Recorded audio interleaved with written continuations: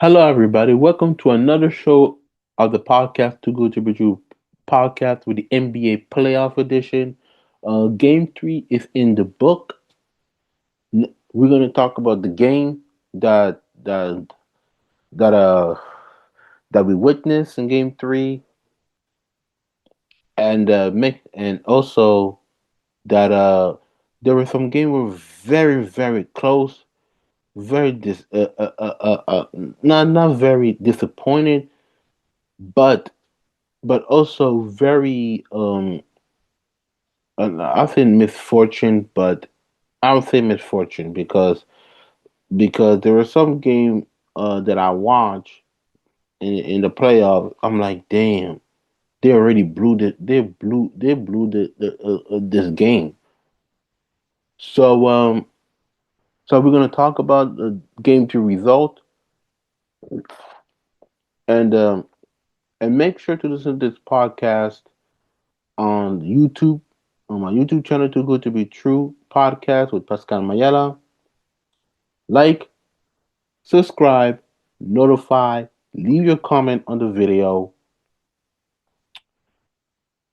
and also follow this podcast where you listen everywhere on my Spotify, Amazon Music, and Apple Podcast, or you can listen to anywhere you can find. That being said, let's talk about Game Three. So I'm not going to use my iPod today because I think it has a technical issue with the NBA app. So I'm using my phone for talking about Game Three. So the game that we are talking about is the Raptors versus the Cleveland Cavaliers. Game Three, game great win for the Toronto Raptors, 126 to 104, with their leading scorer of the Toronto Raptors, Scotty Barnes and RJ Barrett. Both of them had 33 points, but Scotty Barnes had 32 points, 5 rebounds, 11 assists, one steal and one block. RJ Barrett 33.5 rebounds, 5 assists, 2 steal and one block. Brandon Ingram got 12 points. Like I said, I was a little bit disappointed in game three with Brandon Ingram on the game, but but that's why we have role players who can really show up when they need it, when needed the most. For example, um, Colin Murray Boyle, the rookie, had 22.8 rebound and 2 assists.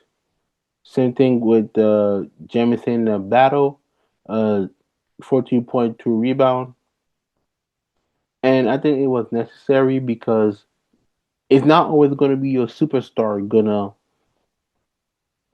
It's not gonna always gonna be like I said, your superstar who's gonna have to show up. Everybody from the bench had to show up, even though there was some player and look at it, they didn't really show. They didn't really um score, but they did contribute on defense and rebounding, steal, and so on and so forth. So that was a great win for the Toronto Raptors. Not much to say about the Cleveland Cavaliers with Donovan Mitchell, 15.5 rebound, 3 assists. James Harden, 18.4 rebound, 4 assists. Evan Mobley, 50.6 rebound and 7 assists. I mean, even Jared Allen, 12.4 rebound, 1 assist. Now for the bench, like Max Struess, he has 15.6 rebound and 5 assists. Uh, who else? Jalen Tyson, 13.2 rebound, 4 assists. Cleveland, like I said, Cleveland, their weakness is that they're not tough. And, I hate to do the spoiler alert in game four, but spoiler alert, the Raptors won game four. So so like I said, that was the issue with the Cleveland Cavalier coming out of the playoff that they're lacking toughness. They don't have they have no dogs like we say. no dogs in no dogs with this team. So what can I expect for them in game three? Actually, game four. We're going to game five. Uh, Aggressive, toughness, and that they need the bench to score to contribute. Like we said about like I said about the bench are better play better when they're at home. Role players are better play better when they're at home.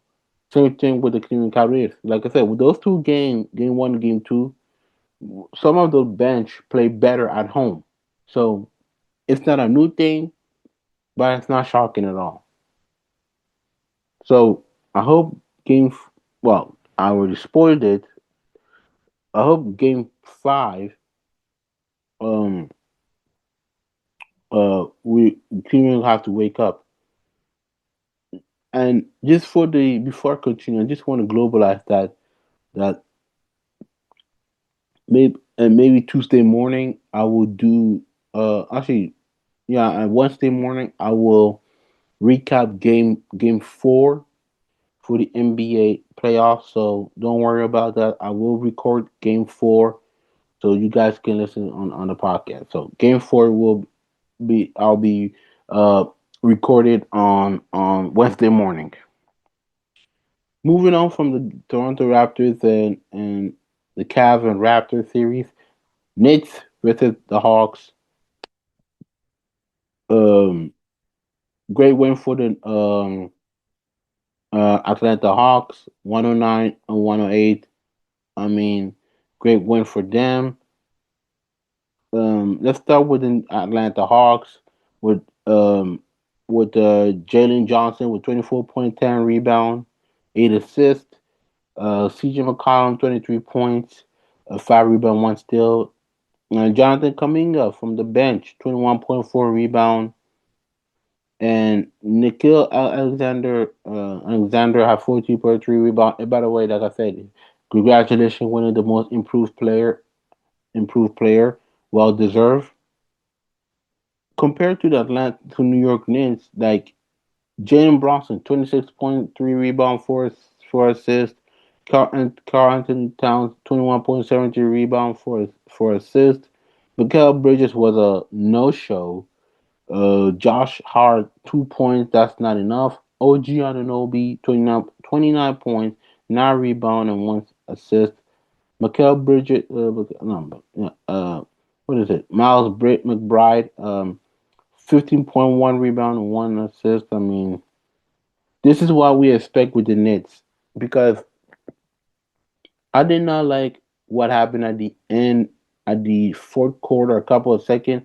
I think when I saw they tried to do sort of like a pick and roll, pass back to Jane Bronson. Jane Bronson passing to Josh Hart. There was a steal, and the rest they closed the game. Um, um, I did not enjoyed um the New York Knicks performing. I did not enjoyed it at all. I, I just I mean New York Knicks. I'm not gonna. I know everybody already watched Game Four. If you watch it, you already know. If you didn't, I will talk about it. Recording this on Wednesday morning. That the Nets were not really aggressive in the series against the that's not aggressive, but they played a very good game. But the issue was that the New York Knicks pretty much lost a little bit their identity, their toughness. Like I said, the same thing when we're talking about Cleveland Cavaliers toughness. You have to put the same thing we're talking about the New York Knicks, the toughness. So I didn't really not like it what they did, but it doesn't mean that they can bounce back because you learn every game. Like I said in my game one, and when I talked about other teams, every game is different from game one to game two to game three to game four and so on and so forth. So I hope the Nets wake up because they need that win even more to advance to the semifinals. And I hope that it's a wake up call for them, for the New York Knicks.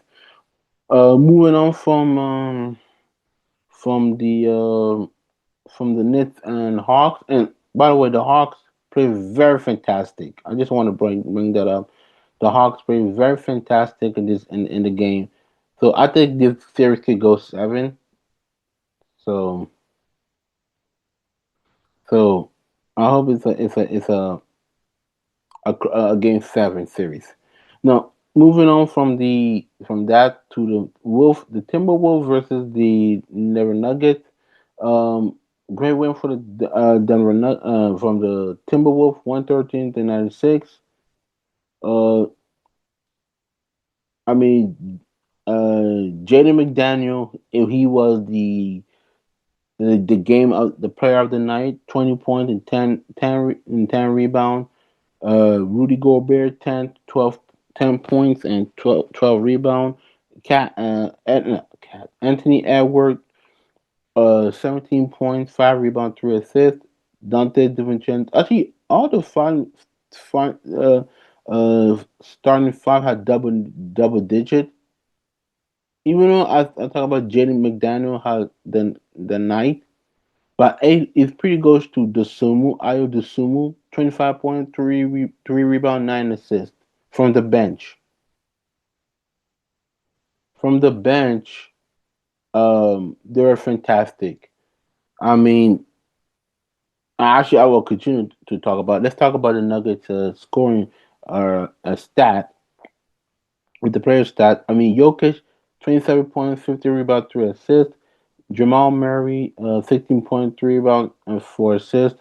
Tim Hardaway Jr., who got 11.5 rebounds. And Najee, 10.3 3 rebounds. The bench was really non-existent. So does the Denver Nuggets, but also that um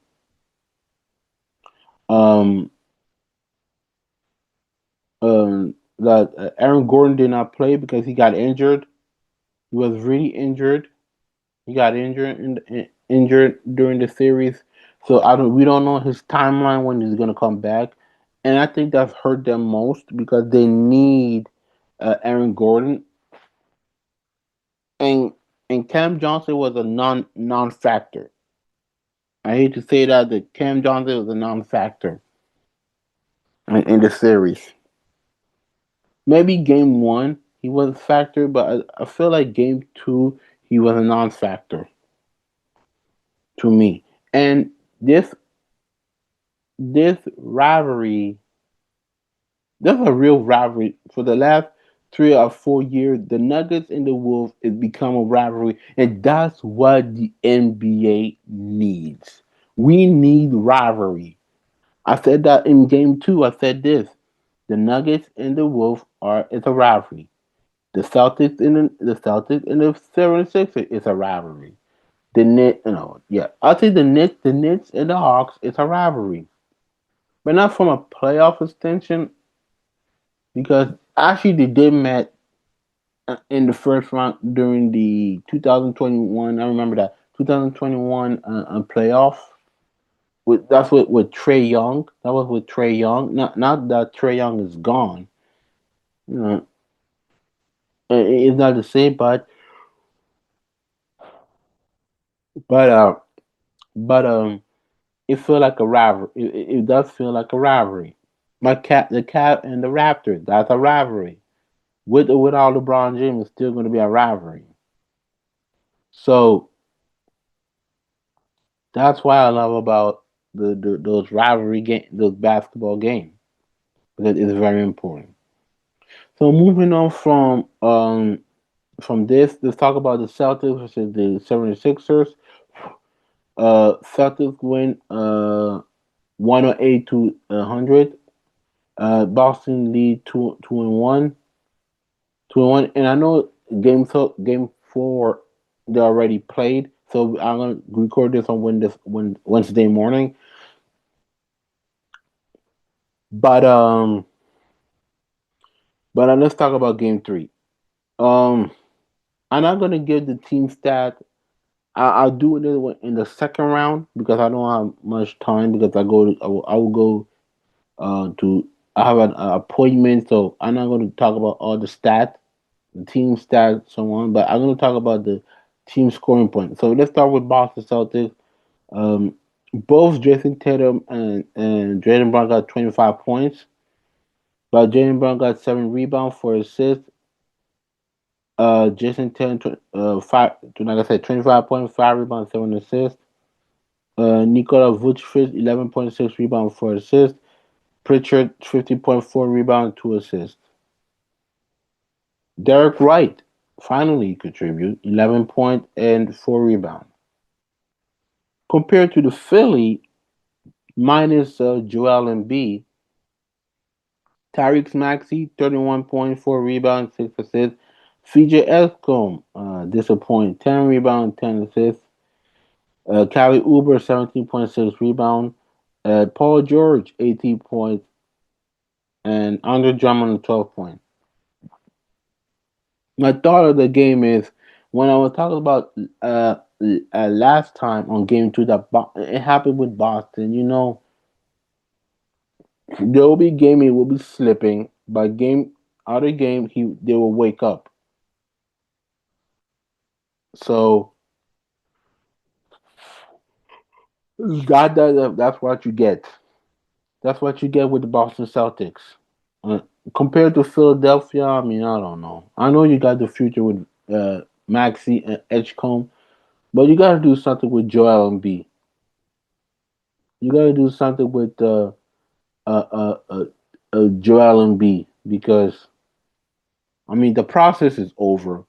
Even though game four, I will talk about it when I will record Wednesday morning. I got the Sixers need to fix. They have a big issue right now. So I don't know what's gonna happen for them, but I hope it's gonna be the best for the future of this team. Moving on from this, Lakers and Rockets.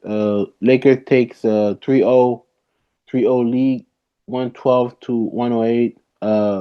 Kevin Durant in game three didn't. I believe game three he did not play.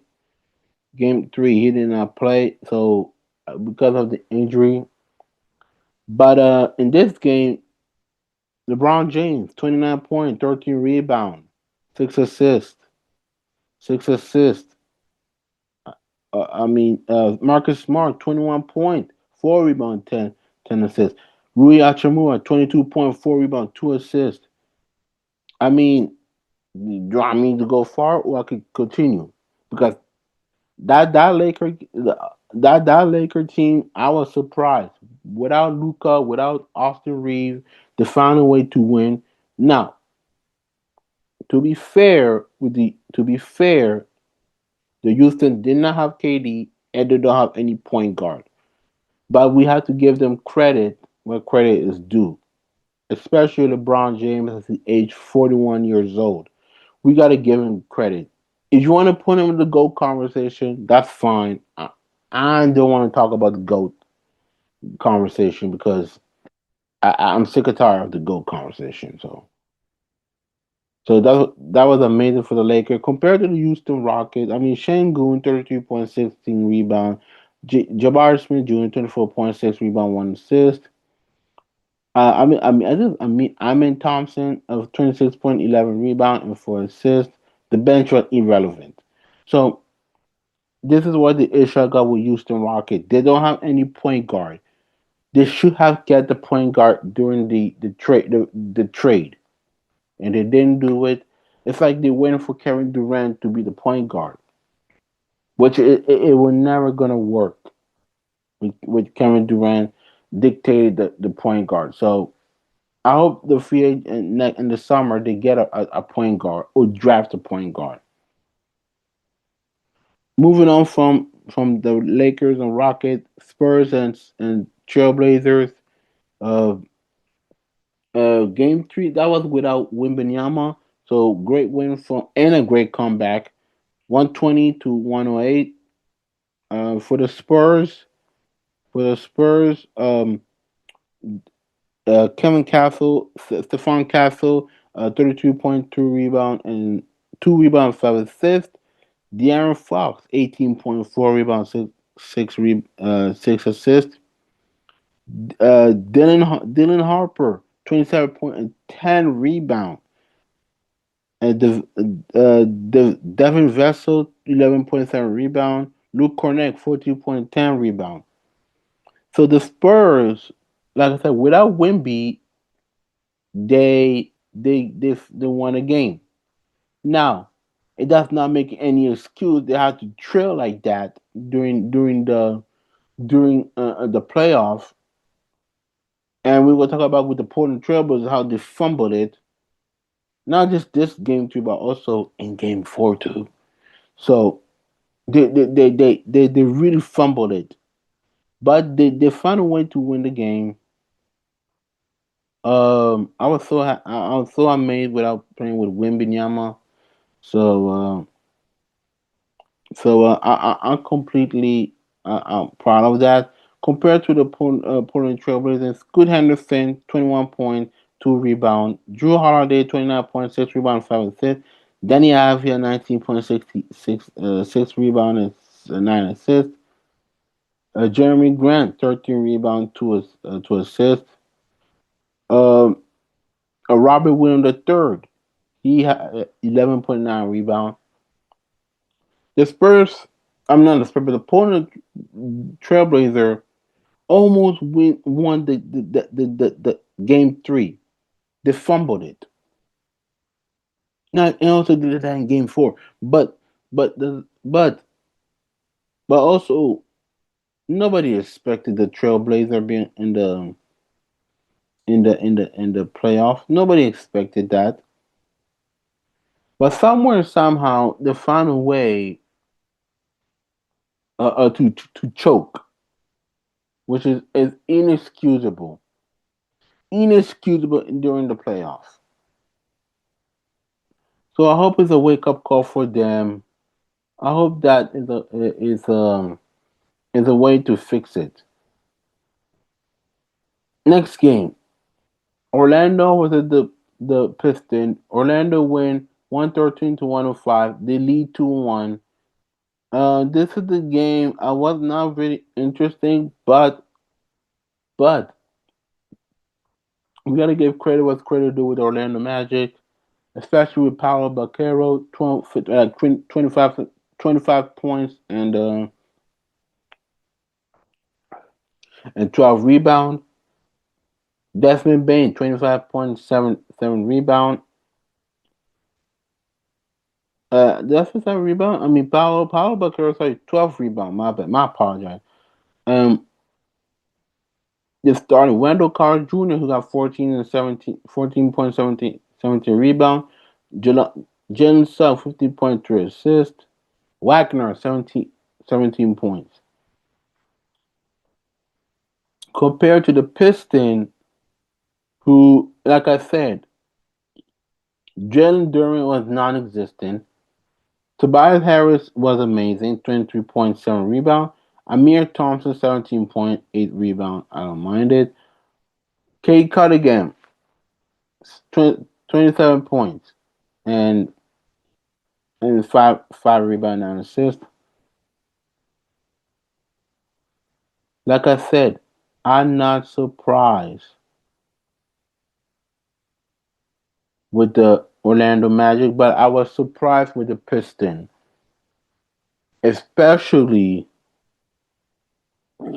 they need a second score, a number two punch because Jalen Duran is not the guy. And I think trading, like I said, trading Jaden Ivey was probably the worst situation they did, in my opinion.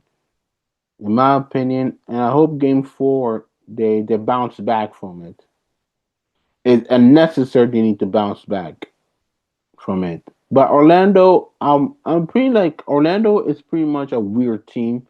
I'm hot and cold with this team with Orlando. Sometimes they show up, sometimes they don't. Sometimes they play great, sometimes they play lazy.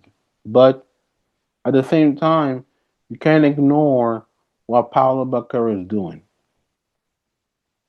So game four, I hope the Detroit wake up and now fall in the elimination. And final game for game three, um, OKC versus the Phoenix Sun. OKC 121 to 108, 109. OKC SGA 42 points, 4 rebound, 8 assists. I mean, then the rest. I don't need to say about the rest, but it was all SGA for OKC compared to the Phoenix Sun. D Book, I mean, Dylan Brook, 33 points, 7 rebound. Jalen Green, 26 points, 5 rebounds, 6 assists, which I'm surprised. I think he listened to me. I don't know if he listened to my podcast, but he showed up very well. Devin Booker, 16 points, 4 rebounds, 7 assists. I mean, let's be honest. I mean, OKC are a better team from head to toe. They are the better roster. And compared to Phoenix, it's not really fair for them. But at the same time, it's not doesn't mean they don't want to compete. I mean, Dylan Brooke as a villain, I love it. I love it. Dylan Brooke as a villain. He brings a lot of into the table. Whether you love him or you hate him, um, I love it. I love every bit of it. I love every bit of Dylan Brooke. That's why, like I said, when I said the NBA needs rivalry, they also need villain, and Dylan Brooke is one of them. Is one of them, and I feel bad for Devin Booker. I know that Sun are not built for the playoffs, but at the same time, uh, they going out there bust their ass, even though they don't. Their roster is not what it is, but we gotta give them love for the Phoenix Sun. And I hope Game Four they don't get swept. I hope they don't get swept in Game Four. I don't want to see that. I don't like when team gets swept. I just recently saw my Ottawa Senator get swept. The Viking gets the not the Viking. The LA King got swept against the Colorado Avalanche in NHL playoffs. I don't want to see that. But we got to give credit what's credit is due for the Phoenix Sun. Now for OKC, we know it's head or shoulder. SGA probably going to win MVP again back to back, which he got my vote to win MVP.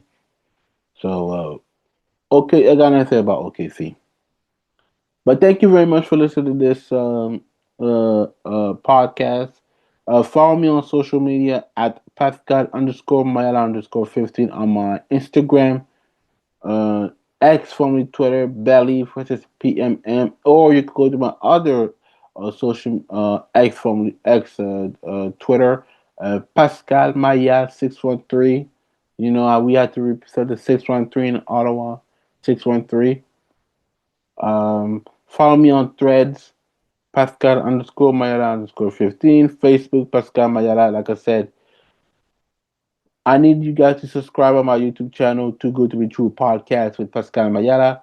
Like, subscribe, need to notify new video. Listen to this podcast on Spotify, Amazon Music, and Apple Podcasts. That being said, thank you very much, and I'll see you next time.